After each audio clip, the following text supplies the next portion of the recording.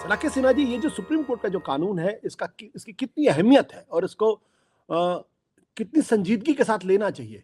क्या ये माना जाए कि सुप्रीम कोर्ट ने अब इस विवादास्पद सवाल पर डिसाइसिव तरीके से इंटरवीन करने की कोशिश की, इंटरवीन किया है? अपने को ठीक है। देखिए आशुतोष जी, जो भी आज की जो कार्रवाई हुई है तो उसमें तो डिसिसिवनेस तो खैर कुछ भी नहीं है। एक फौरी एक राहत कह सकते हैं कि कुछ दिनों के लिए अब कोई सर्वे नहीं किया जाएगा। ये आदेश इसके पहले भी एक बार दिया गया था, जब पिछली बार इसकी सुनवाई हुई थी इस मामले की, और इस बार दोबारा वही आदेश दिया गया। कुछ नया तो नहीं हुआ है।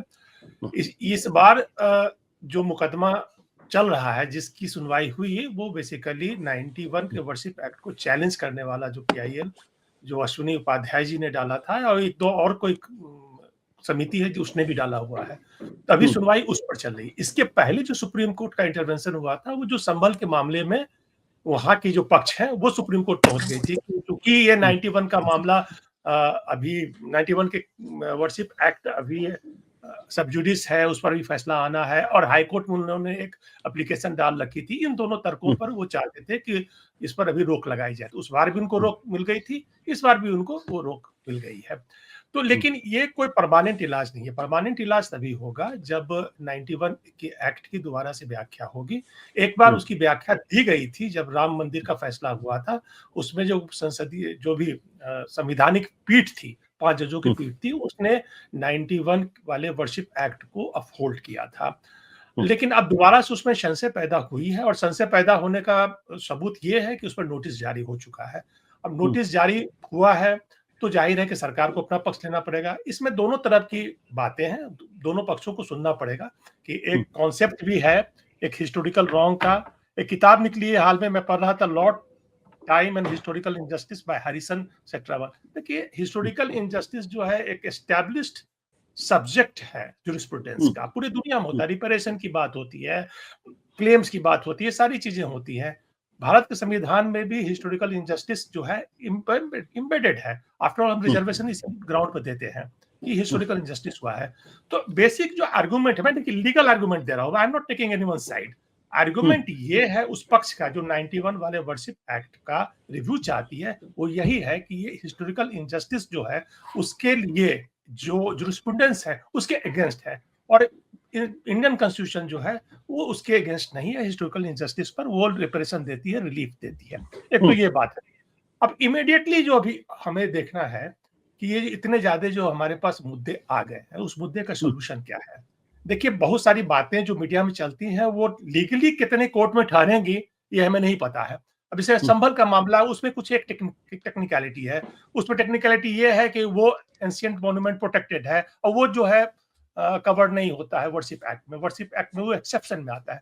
तो 3-4 एक्ट हैं, उस आपस में वो मिले जुले हैं। एक एक्ट है ancient monuments and archaeological sites remain act 1958।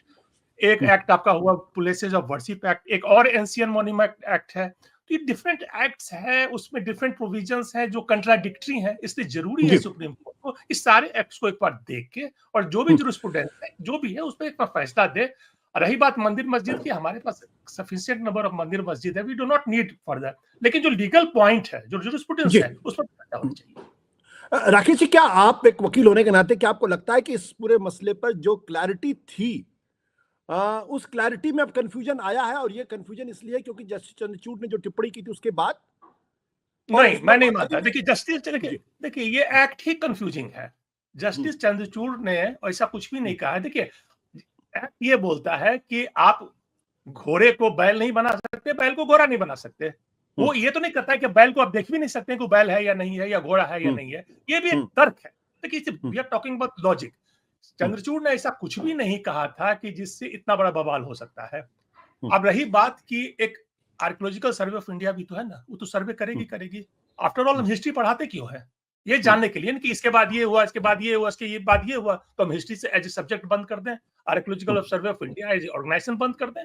ऐसा तो कहीं नहीं कहा गया था कि आर्कियोलॉजिकल सर्वे ऑफ इंडिया अपना काम बंद कर देगी। अब पर्टिकुलरली जब एक मॉन्यूमेंट है जो आर्कियोलॉजिकल सर्वे ऑफ इंडिया के ही संरक्षण में है, तो उस पर देख भी नहीं सकती है। ऐसा तो कानून में नहीं व्यवस्था है। अगर व्यवस्था है तो फिर अपना जज लोग बैठे उस पर निर्णय दें, क्या नहीं है। ठीक है, आई तो डोंट आप think he it makes sense to write कहने डाउन का लॉ। मतलब ये कि जो कंफ्यूजन क्रिएट हुआ है फॉर व्हाटएवर रीजन, लीगल वजह से, वो राजनीतिक एक्ट में ही वजह से, इनबिल्ट है कंफ्यूजन, हाँ ठीक, एक्ट में तो इनबिल्ट उस पर है सुप्रीम कंफ्यूजन, कोर्ट को अब क्लैरिटी देनी चाहिए, देनी चाहिए, क्योंकि जल्दी से जल्दी दे दे, बात खत्म करें। क्योंकि 1991 के बाद से लंबे समय तक, तकरीबन लंबे समय तक देखिए ये माना जा रहा था आशुतोष कि जी, अपना मीडिया जो का एक वर्ग जो है 347 जो लगातार धार्मिक चंद्रचूड़ स्थल पर है, दोष डाल रहा है। वो एक्ट पर दोष नहीं नहीं, डाल रहा है कि 91 का हेस्टी एक्ट था वो।